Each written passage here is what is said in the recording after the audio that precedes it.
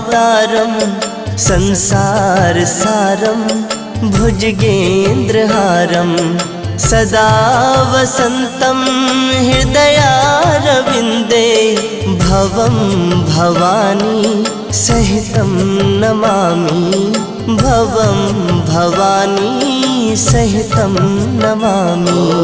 कर्पूरगौरं